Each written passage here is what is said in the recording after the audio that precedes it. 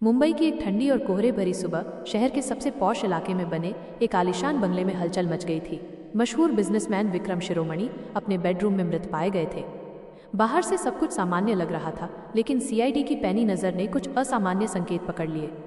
विक्रम के शव पर कोई बाहरी चोट नहीं थी, लेकिन उनके होठों के किनारे हल्की सूजन और आंखों में पीलापन साफ दिखाई दे रहा था।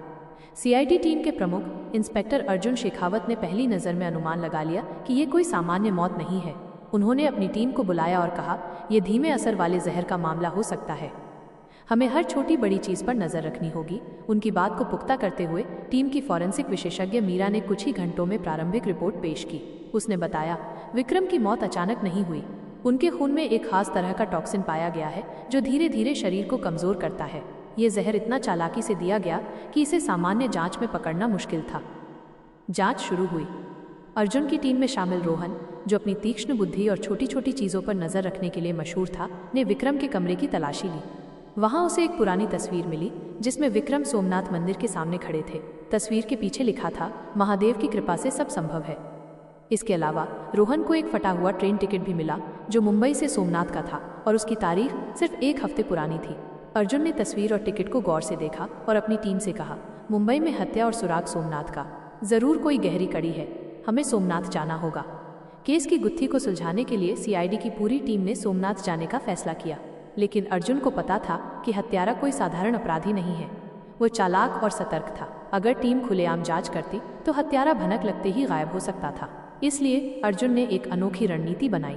पूरी टीम ने अलग अलग भेष धारण किए ताकि हत्यारे को भ्रमित किया जा सके। अर्जुन साधु के वेश में मंदिर परिसर में बैठ गए। भगवा वस्त्र, रुद्राक्ष की माला और माथे पर चंदन का तिलक लगाए वो पूरी तरह एक तपस्वी की तरह दिख रहे थे। मीरा ने गुजराती साड़ी पहनी और एक उत्साही पर्यटक की तरह मंदिर और आसपास के बाजार में घूमने लगी।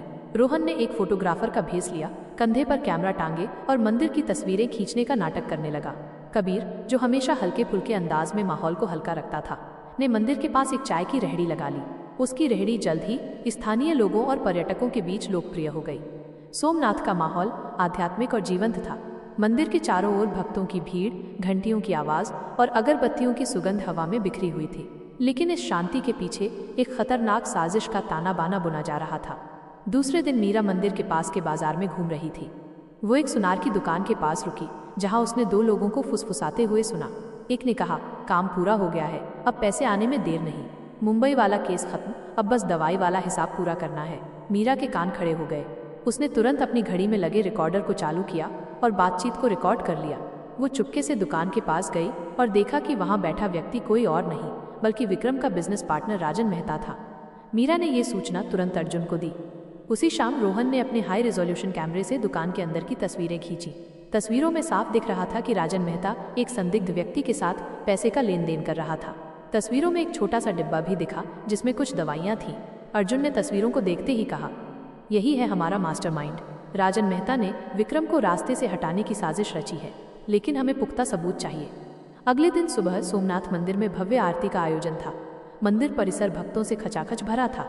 अर्जुन ने अपनी टीम को निर्देश दिया कि आज ही इस केस को खत्म करना है। उसने एक जाल बिछाया।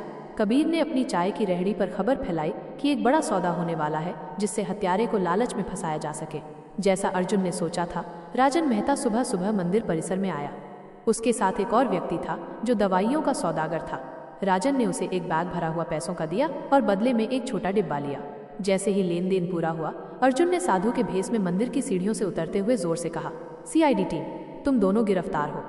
राजन और उसका साथी चौंक गए।